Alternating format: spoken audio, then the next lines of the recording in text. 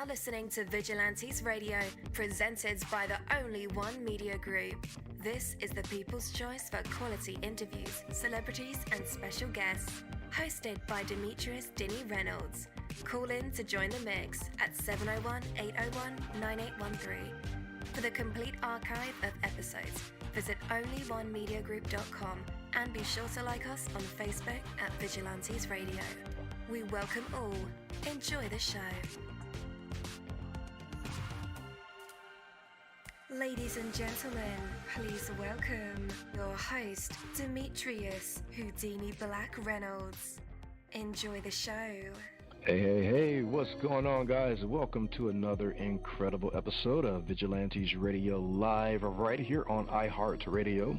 My name is Deanie, and we have a very special guest for you guys, so you definitely want to stick around for that. And as a matter of fact, text your buddies, family members, or even share it on social media right now and let them know that we are about to dive deep into another interview. I just want to say before I bring my guests on that there is strength in kindness. What is one of the surest signs of strength? It is kindness. It shows real confidence and self-assurance to be kind. Kindness comes from strength, and kindness spreads that strength to others. Kindness says things that words alone could never convey. Actions taken in kindness produce more powerful results more quickly than anything else. The genuine strength that kindness carries is difficult to deny. If you're tempted to be unkind, remember that by taking such an approach, you are choosing an uphill battle. All that effort to avoid kindness will ultimately gain you nothing. Choose instead to act with true kindness and add the undeniable positive power of kindness to your effort. My name is Coach Deanie, and change is possible. Are you ready? Yes, I am.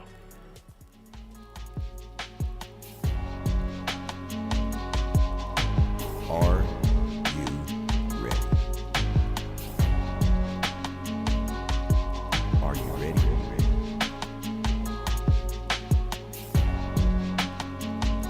Are you ready? Well, let's go.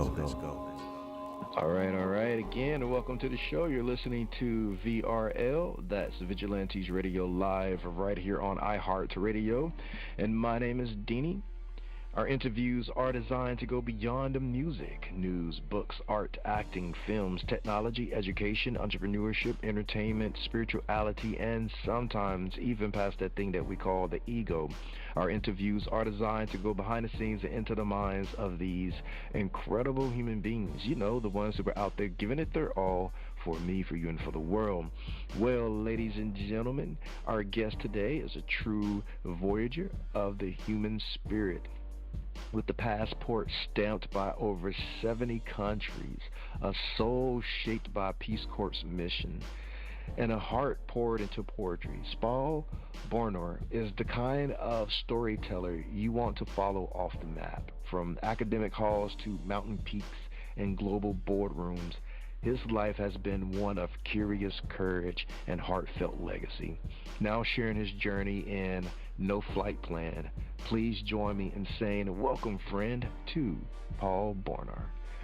Hey, welcome to the show. Hey, thank you very much. Glad to be here. Absolutely. How are you? I'm well. I like your introduction about kindness also. Thank you. Well, before we jump into things, what's been on your heart and mind lately? Rewriting some of my short stories from long ago. I'm a writer now, and I have a lot of short stories that I haven't looked at for years. So I'm going through them and editing them and basically finding out which ones are worthwhile and which ones aren't. So that's what's been on my mind this week. Absolutely. And that's future plans that are coming up this year, or looking beyond that? This year, I hope to publish another book this year. I published one in 2023, and then one just a few months ago again. Indeed. You title your memoir, No Flight Plan. What's the story behind that name? Not following a script, basically. not following expectations, not being conventional, not standing on the sidelines when an opportunity comes up, but going for it. You don't have to have a plan. You don't have to work on a corporate ladder. You don't have to do what your parents or family expects you to. You grow more by going with your no-flight plan. That is uncertainty, unconventional. Uncertainty, to me, is what generates knowledge of yourself. Certainty does the opposite. If you know you're going to be a teacher, you know you're going to be a lawyer, and you're certain of it, well, you follow that plan. And there's nothing particularly unusual or life building about it. But if you don't, you take chances, there always is. So I guess what I've followed most of my life is, what's the worst that could happen if I did this? And the worst usually doesn't, by the way, but you gotta find out. Yeah, so that's what the book is about. Has your mindset always been this way, the no-flight plan way? I think it developed that way from a childhood of being kind of a sickly child with asthma and couldn't do a lot and had to sit inside when the other kids were outside playing. And so when I got my chance, I put extra effort into it. And gradually, when the illnesses were over, when I got healthier in my older age, I kept that same idea of, let's go for it. You have one life. Why make it one of conforming to other people's expectations? Why not take a few risks? Mm-hmm. You embraced what's the worst that could happen as a life motto. I think that's very interesting. Is there a moment that this question led to something wildly unexpected? Yeah. I had wanted to go back into the Peace Corps when I was in my 40s. I had been a Peace Corps volunteer earlier, but I wanted to go back in. And this time I wanted to go back in not as a volunteer, but actually as a country director. And so I reapplied to the Peace Corps, and my application sat there. And I would call the Peace Corps office and say, well, what's happening? And they couldn't tell me.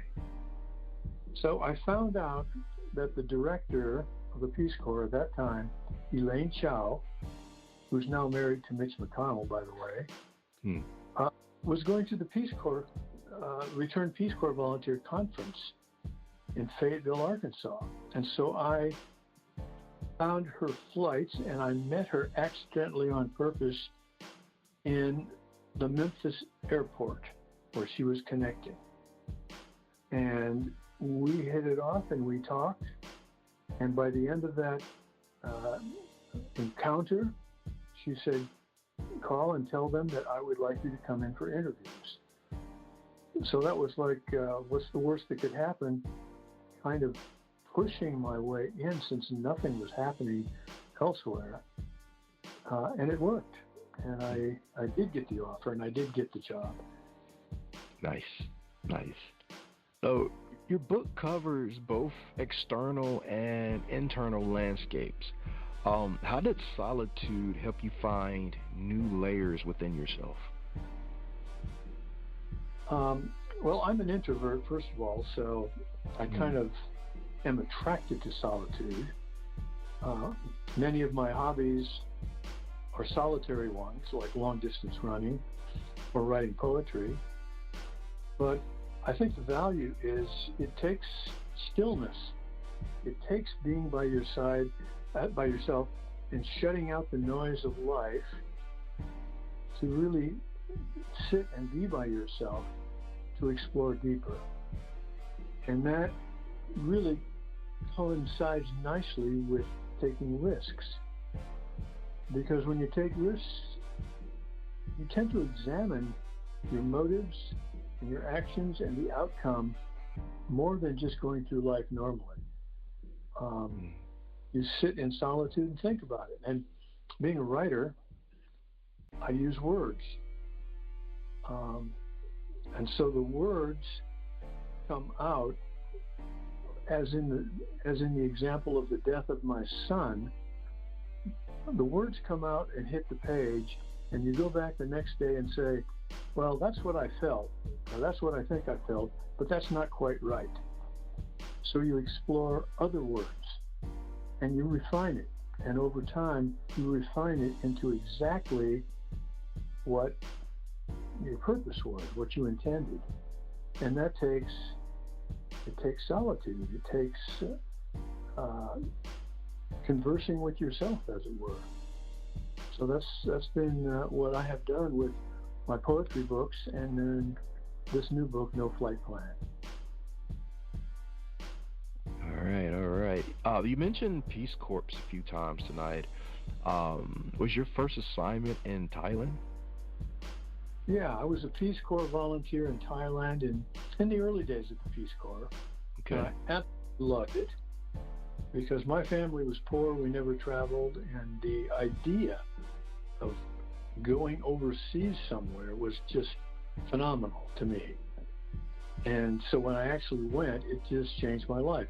Not just the going overseas, but the experience itself. Learning another language, becoming fluent in it, learning the customs, the people, learning that other people do different things that may be different, but they're not wrong, they're not bad, and learning to acclimate yourself, I suppose, with that. And that was a fantastic experience. It changed my life. And that's one reason why 20 years later, I wanted to go back and kind of do it again. Mm-hmm.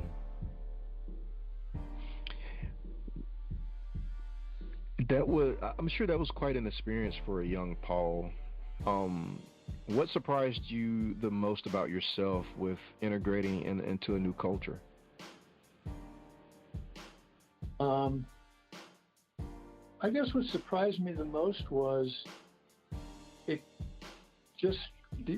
ability to accept differences, the ability to be kind of flexible, not have opinions or thoughts that were already molded, but just being open to what was happening, what was there, the culture, the food, the people, the way of life. One of the best examples would be in Thailand. They have a saying called "Mai Pen Rai," and "Mai Pen Rai" means "don't worry," or "it's life," or "life goes on," something like that. Not dismissive, but putting the incident in context, so that even when something really bad happens, they can say "Mai Pen Rai" and not whine about it and not regret it, blame themselves. It passes. It's part of life. Mai Pen Rai is part of life. Even if there's a death involved, death is part of life. And I learned that I can accept that. I never knew that before. And so that's one of many things I think I've learned in Thailand. Yeah. When did you start to translate your reflections into poetry? Well, being at one time an English professor, I've always kind of jotted down poems and so forth and stuck them in a drawer. But it wasn't until my son's early death that I sat down with more purpose. And instead of writing things and putting them in a drawer, I began to revisit and form those words and feelings into something that was more meaningful, that was more expressive. And it continued for many years after my son's death, and it generated so many poems, so much poetry, that I decided at some point to collect the poems in a book. And the book would be something about how to deal with grief, how to overcome really bad things. It's not a formula, but it's a way to cope with it. And it worked for me, because when you are grieving, when you're angry, when you're sad, I think it's best to sort of get close to that emotion. I mean, stroke it, feel its needles and its barbs, get to know it so well that it no longer scares you, and you can write about it. And if you can do that, at least for me, I'm on the way to accepting it instead of continuing to be, I don't know, mournful or angry or whatever. So I started collecting those poems, and they became a book. And then I continued writing poems about other things that became books. And speaking of that, you've created Poetry Nuts, a group for writing and sharing poetry. You mentioned that this is something that you like to do in solitude, and I think if one gets wrapped up in their passion and their skill, it can be a solitary thing. And even with sharing that said work, what role does community play in shaping your voice as a writer? Community, that's a good question.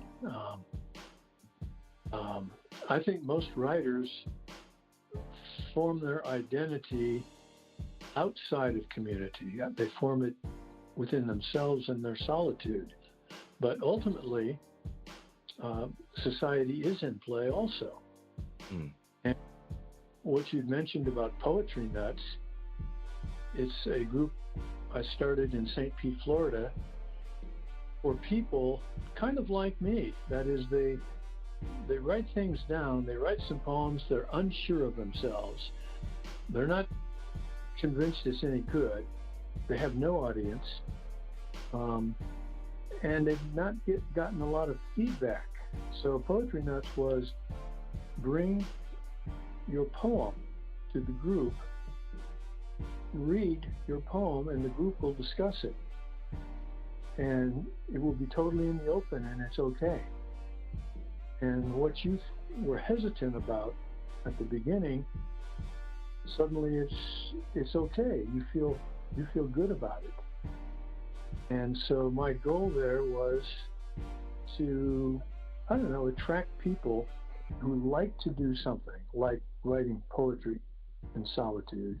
It's not a very popular thing in our society, but there are a lot of people who do it, and give them, I don't know, a venue every couple of weeks, a few hours, to actually bring their poem and listen to other people who've also tried to form their feelings and experiences into poems. Absolutely. So society did play a role in that. Yes, good question. Indeed. All right, for those in their 20s or 30s trying to find purpose through uncertainty, what do you hope readers walk away after finishing your book, especially this age group? I think the biggest thing would be, don't hesitate so much when you're unsure or uncertain, because I think the biggest tragedy in life is regretting what you didn't do, not what you did do. And I've spoken to so many people who say, I wish I had done this, or I should have done that. And so it gets rid of the wish I had and the shoulds if you take the chance. And it may be off the beaten path. It may not be the path your parents planned for you or society says you should follow, instead of going vertically sort of up in your career to higher levels and so forth, you go horizontally. You go across into different things and try those. And I think the result is it just broadens you as a human being. It broadens your experience, your viewpoint, your emotions. You are much more tolerant, much more accepting, understanding, because you've gone horizontally and experienced very different things instead of the same route. So, for example, at one point I considered getting my PhD in English Lit. I already had a master's, but it looked to me at some point like it was a box. So I would choose a dissertation topic, and that would become my life. So that's the success of your dissertation gets you invited on the faculty somewhere, and you are the expert in this area. And that's what you do. That's what you do in life. You're in that box. And I didn't want to be in that kind of box. I wanted to broaden myself, experience things I'd never experienced, be able to know what it's like to jump out of an airplane, be able to know what it's like being on the top of Mount Kilimanjaro. Mm-hmm. Nothing to do with society's expectations. It has to do with you getting to know yourself and your limitations. And even if you don't succeed at everything, you've learned a whole lot about yourself.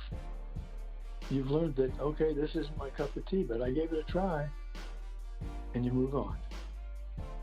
So I think overall it's about broadening yourself in the one life that we have. Why not broaden yourself? Absolutely. Where can our listeners pick up a copy of your book? My website is entitled Ulysses48.com.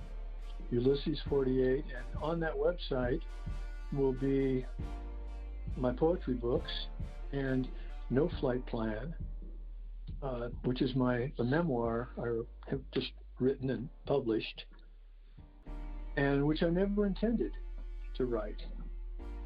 But I've lived in so many countries and done a variety of things that people I know would almost invariably say, you should write this stuff down.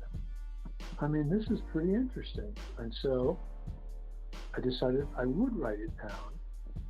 And that was based on the last time I was in Africa, which is a year ago. And a woman gave me her father's memoir. And she said she convinced him to write it because she didn't know who he was other than the guy that came home after work. And so he sat down and wrote about his life, his profession, his worries, his ambitions, his thoughts. And she said, I never knew my father before that book. He's not a complete person just coming home after work for supper and to play with the kids. The complete person was one that she never saw, really. And how could she? And so when I heard that story and came back from Africa and people had said, write this stuff down, I thought, what a legacy. I'm not into selling a lot of books. I mean, that'd be nice, but it's a legacy for my family and friends to know the real me, let's say. And I think everybody has a story to tell. It doesn't have to be visiting a bunch of countries or climbing mountains. Everybody's got a story, and it's a unique story. And I think their family and friends would love to know sort of the background, the inner workings, the whys and why nots involved in all of this stuff. So I encourage people to do that. You know how so many times people will say, you know, I found these letters that my mom had written or my grandmother, or somebody had, or the diary. And wow, I never realized X, Y, Z. And they never realized it because it was something that was private and hidden and never talked about. But they knew a little bit more about their mother or their grandmother after reading the letters in the diary. It's like, wow, she thought that, she did that. And so it's kind of the revealing who you really are part that appeals the most. And I believe that people should write their experiences because everyone's is unique and different and valuable. Absolutely. That's a good call to action. Hey guys, we will have the link in the description of this episode and in the show notes.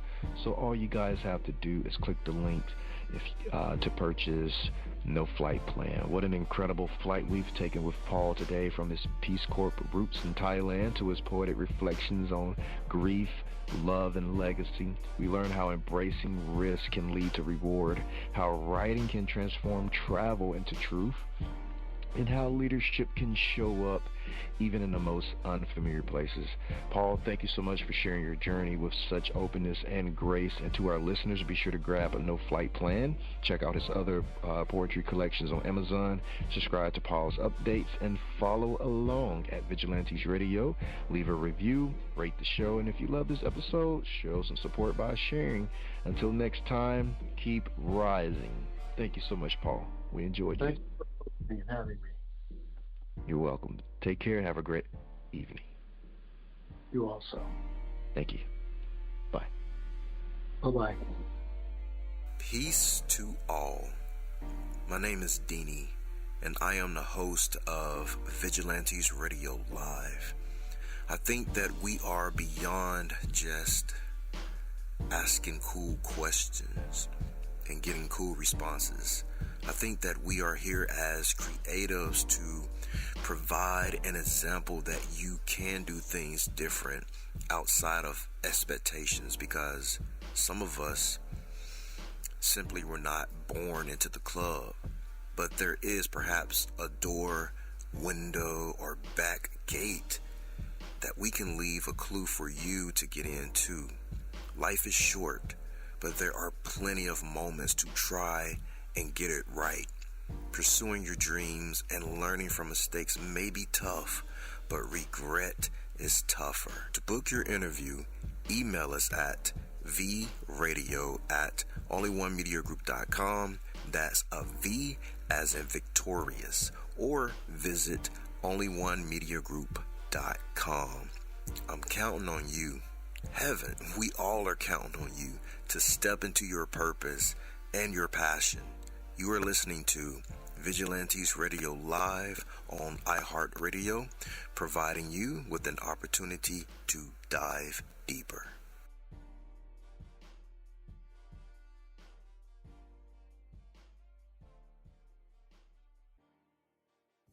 You are now listening to Vigilantes Radio, the people's choice for quality interviews, art, music, and hot topics. Hosted by Demetrius Houdini Black Reynolds. All episodes of this podcast are available for free download at www.onlyonemediagroup.com.